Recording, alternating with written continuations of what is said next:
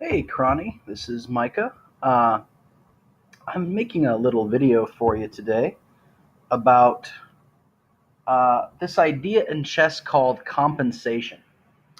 And compensation is one of those ideas that when you watch chess videos, uh, masters will use this word a lot, but they don't always define the word or explain how it works very well.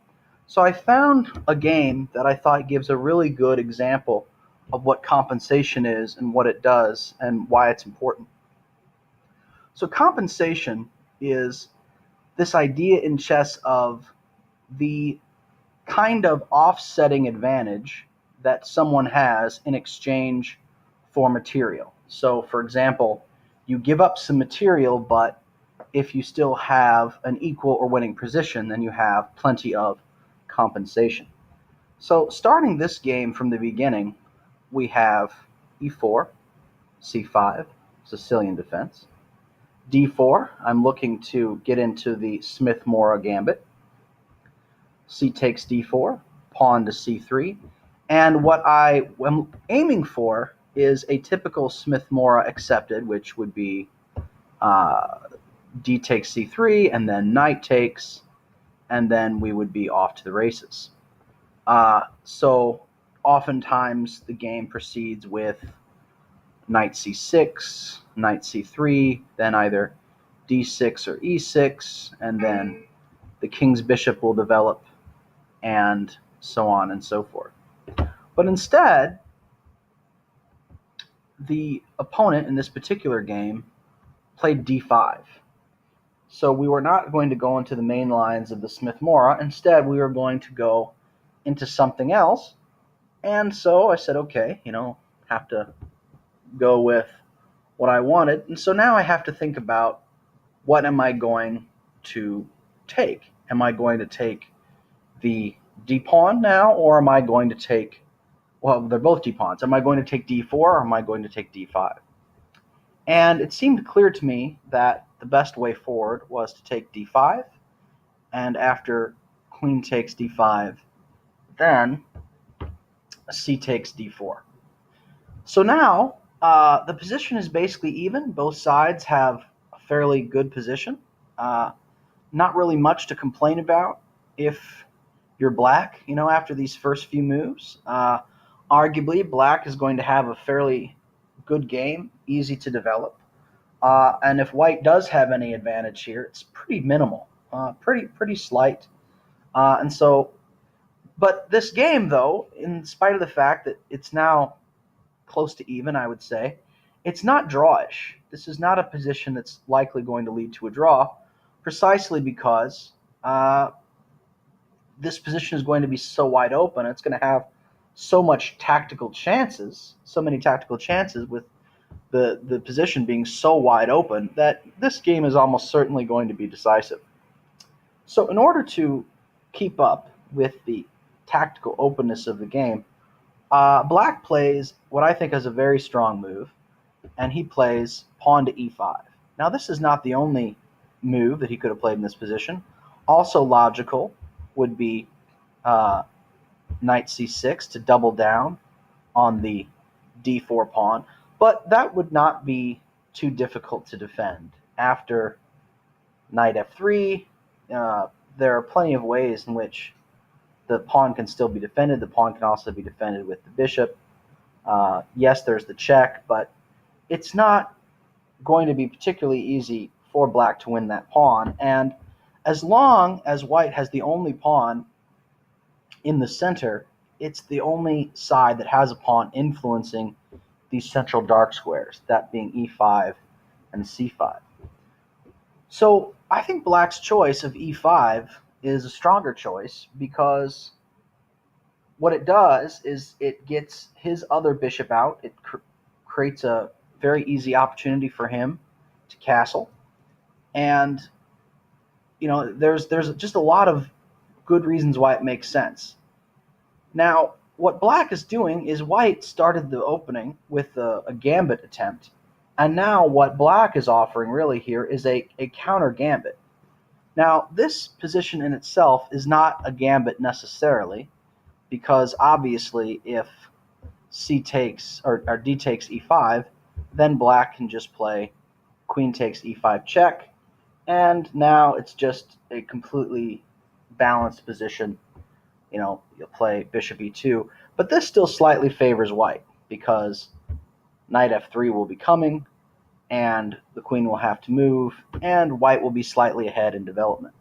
So, again, white would still have that first move advantage, or whatever. Not a good advantage, but that's not nearly as dynamic as what black can do. So assume that white takes the pawn. The most dynamic choice that black has is to capture on d1. King takes queen is forced. And now white is up a pawn, but white has lost his ability to castle. The king is stuck in the center. And black can develop very, very quickly and launch a rapid attack against white's king. Now, is this position favorable for black, favorable for white? I'd actually say the position is about even. But this is what we mean when we say compensation. Because white has a long-term advantage. He has the extra pawn, and that pawn is advanced. He has this 3 to 4 pawn majority on the king side. So if you were to take all of the pieces off the board, you could say that, between masters, if you take off all the pieces off the board, it's likely that white wins this game. But the thing is that black has this opportunity to gain some time and to try to gang up on that pawn. So immediately, black would play knight to c6, and then white would probably try to defend his pawn one of two ways, with either knight f3 or f4. F4 might seem appealing because it defends a pawn with another pawn, but that's probably not as good just because you're still leaving a piece back. But black has all sorts of different attacking options. So, for example, after knight f3, bishop c5, now, of course, this pawn is being attacked. So, what do? You have to do something, probably, to try to defend that pawn. But if you go here, right, then, well, wait a minute, that will potentially double the pawns. There's all sorts of different things that are potentially going on here. Or, you don't even have to do that. You can also play bishop g4, which threatens to win the pawn. You're only winning the pawn back, but again, just aggressive developing moves with this queenside castle check coming. So here's just one potential way this could go. This is not the only way, but this is just one way to look at it. So let's say h3, typical kick the knight. You can either win the knight with check and then win the pawn, and so then you have the double pawns there. Or you could, say, do something like this, castle queenside check, which I think is the better move, simply because it is simply because it gives you the check, and somehow he's going to have to defend against it, and it doesn't limit. It's kind of like a free tempi. So let's say king to c6 and then check, and now he can't play bishop out precisely because it'll just be taken. So let's say something like king to b3. And now, of course, he has a couple other checks. He has this check here. He can play knight for the check, But something that's probably better is simply just an aggressive move, like, bishop to c5, targeting this pawn. So, that's, that is a fine choice. So now, white can be in a heavy-duty predicament here, because you see that black has all these pieces active, and his pieces are not so active, which makes his own pieces somewhat difficult to defend. So let's say knight to c3. That's a typical move. So another good move for black might be just to try to keep the pressure on. You can win the pawn here in this position. You could have tried something like bishop over, but just for the sake of argument, let's just say he moves knight to c3, just to try to get some counterplay in the center, and also to maybe give his king a piece to hide behind on the c-file, possibly if he can just get this bishop off.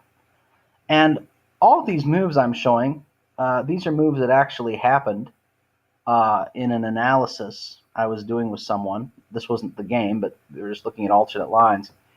And what was interesting is what happens after bishop e6 check. After bishop e6 check, white now has a couple of different choices. He can either come up to a4, which seems dangerous, or he can try to go back to c2.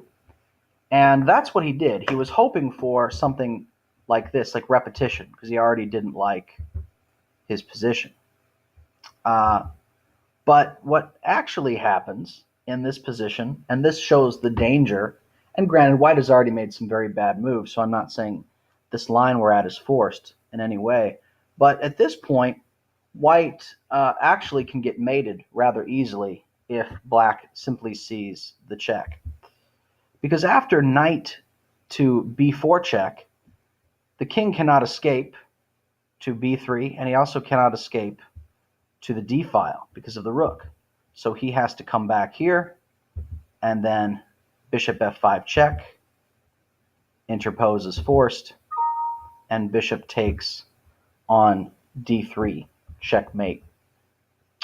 So what I wanted to show is, granted, white did not play well in this continuation, but it goes to show you how trying to win this pawn in this position can lead by allowing the exchange of queens and allowing black to have that fast development and to have a king caught in the center, it shows how it can quickly lead to disaster. And that's why in this position, because I was white in the actual game, that's why I chose instead to play knight to f3 instead of trying to get the long-term pawn. But compensation, right? Compensation is this idea of what do you have in exchange for the material. And in this case, you have the ability to try to get that fast attack on the king in the center. And white is, even though he has that pawn, white has to try to defend as best as possible. If white can successfully defend long enough, then he will have the advantage because he'll have the extra pawn. Because the time advantage, the development advantage that black gets is a temporary one, so he has to attack and develop as quickly as possible for as long as that advantage still holds. While black, his strategy has got to be to bunker down, to defend well, and once getting past the initial storm, then being able to hold on to that pawn for the win. So that's the general idea of compensation.